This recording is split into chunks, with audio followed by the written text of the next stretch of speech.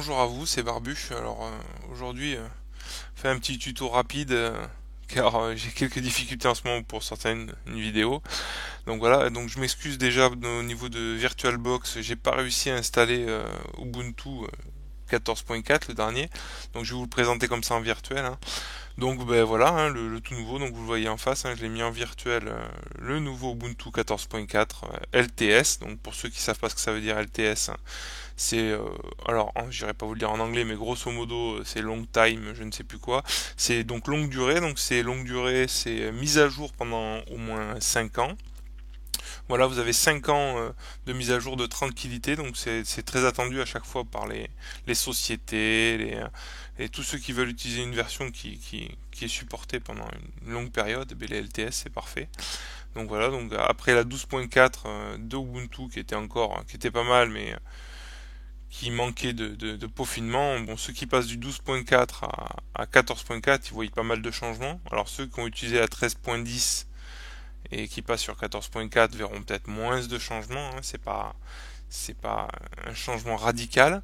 Donc ben, vous voyez, le bureau a pas trop changé à part les icônes. Bon, pour ceux qui arrivent de 12.4, les icônes maintenant sont transparents à l'arrière, et quand on ouvre une des applications, automatiquement elle devient colorée à l'arrière, donc ça permet de plus facilement savoir quelles sont les applications qui sont ouvertes, hein. Bon, pour ceux qui étaient sur 13.10, c'était déjà le cas. Donc la barre n'a pas changé, toujours en haut, hein, toujours les mêmes utilisations, le son, on change pas une équipe qui gagne, hein, c'est toujours le même fonctionnement que les autres versions, hein. À ce niveau-là, il n'y a pas eu de remue-ménage, hein. Donc toujours pareil là, quand on vient dans le dash en haut, non c'est pas le dash, je sais plus comment on appelle, mais bon bref, vous avez voilà toutes vos applications, hein. Il n'y a pas de grands changements, c'est toujours les mêmes applications, hein. Il n'y a pas eu de grosses modifs, hein. Donc par contre bah, on est passé sur donc Nautilus, on est passé sous la version, donc pour être précis, 3.10.1, donc nouvelle version. Moi j'ai pas vu de nouveauté, donc après il faudra qu'on me le dise, mais franchement j'ai pas ressenti de grande nouveauté. Moi qui étais sous 13.10, j'ai pas de choc, on va dire, hein. Ensuite quand on passe donc sur Firefox, donc on va attendre un peu, c'est sur virtuel, c'est un peu lent, donc on va attendre qu'il s'ouvre gentiment. Ouais, qui est un peu lent du reste, hein, mais bon, j'en suis vraiment désolé, hein. Voilà, donc bon, il n'y a pas de changement non plus, hein. Sur Firefox, j'ai pas été choqué, hein, donc là on va regarder, hop, donc nouveauté, donc c'est la version 28.0, donc une nouvelle version, hein. Pas de changement comme je dis, hein. Là c'est pareil, hein, c'est toujours du bon Firefox qui tourne bien, hein, pas de grands problèmes ou de grandes difficultés à venir, hein. Voilà, ensuite, non, je me suis trompé, je suis en train de remettre Firefox, désolé, hop, je remets donc mon LibreOffice.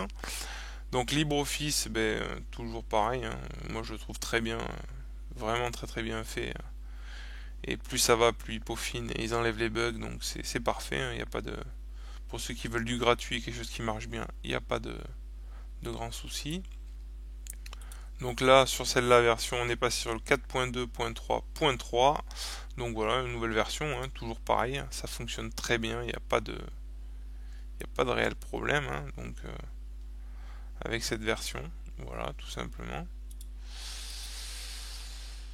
Voilà, hop, voilà, donc à part ça, ben, je suis en train de regarder, il n'y a pas de grandes nouveautés, hein, il y a vraiment quoi, il y a une nouveauté, on va dire.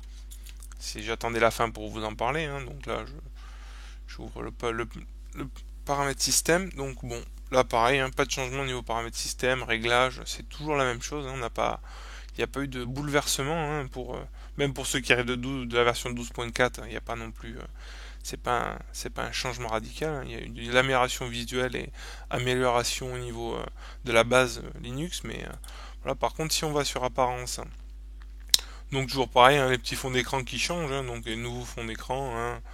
Voilà, il y a plein de nouveaux fonds d'écran, hein. Bon, chaque version a ses petits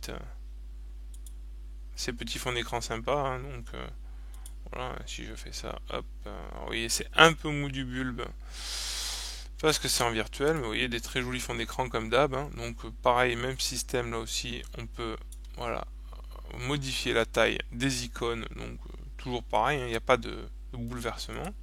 Par contre, si je vais dans l'onglet d'à côté, donc toujours pareil, je peux enclencher pour que la barre latérale se cache, ça change pas.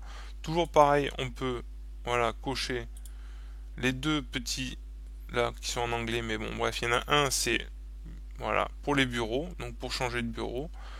Vous avez 4 bureaux disponibles, ce qui est très bien. Vous avez le petit icône pour revenir sur le bureau et faire sortir tous les logiciels ouverts. Et la petite nouveauté qui se trouve là, elle est en anglais, mais bon bref, c'est vous avez deux possibilités, ou d'avoir le menu dans la barre ici qui était d'origine là, voilà, mais il suffit de cocher sur cet emplacement là, et maintenant elle disparaît d'en haut, et la barre de menu apparaît ici. Alors ça va être plus flagrant si je reviens là, je vais vous faire une petite, voilà, je vous ouvre une petite fenêtre. Donc vous voyez, ben la barre de menu, elle est ici. Alors, ce qui était pratique, joli et tout, ça agrandissait les fenêtres, c'était assez sympa pour les grands, tous les logiciels qui prenaient pleine place sur le bureau, c'est-à-dire qui prenaient tout l'écran. Par contre, si on va sur des plus petites fenêtres, bon, on va dire un peu comme ça, automatiquement, voilà, c'est beaucoup plus pratique, ça évite d'aller à chaque fois en haut de son écran pour aller cliquer le menu. Le menu, maintenant, il apparaît ici, vous voyez, donc beaucoup plus pratique, hein, vous avez le menu à chaque fois disponible sur la fenêtre, ce qui est beaucoup plus pratique. Bon, voilà. Bref, je l'ai déjà dit. Donc voilà, ben, vraiment là, ça c'est la nouveauté, on va dire, vraiment visuelle de Ubuntu 14.4. Hein. Donc j'ai fait le tour.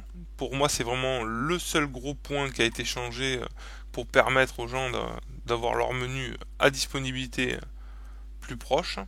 Sinon, ben, les icônes n'ont pas trop changé. Il n'y a pas eu, comme je vous ai dit, il n'y a pas de bouleversement au niveau Ubuntu. Hein.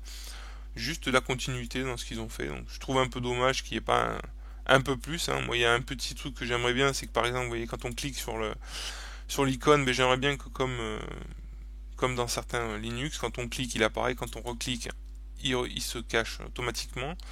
Ça serait pas mal, ça permettrait de gagner du temps, parce que souvent, on s'en mêle un peu les pinceaux dans toutes les fenêtres, mais bon. C'est un petit truc que j'aimerais bien qu'il fasse, par exemple. Mais bon, je trouve qu'il est quand même pas mal. Hein. Pour débuter sur Linux, il est très simple, donc même les débutants se retrouvent facilement. Et voilà. Et là, donc là, il se retrouve sur une toute nouvelle version qui est valable 5 ans. Donc n'hésitez pas, installez-la et essayez-la. Logiquement, ça devrait faire votre bonheur. Voilà. Donc je vais vous laisser sur cette dernière note. Espérons que les tutos vous plaisent, abonnez-vous, partagez, et puis ben, moi je vous dis à une prochaine vidéo. Allez, ciao. Allez, au lit.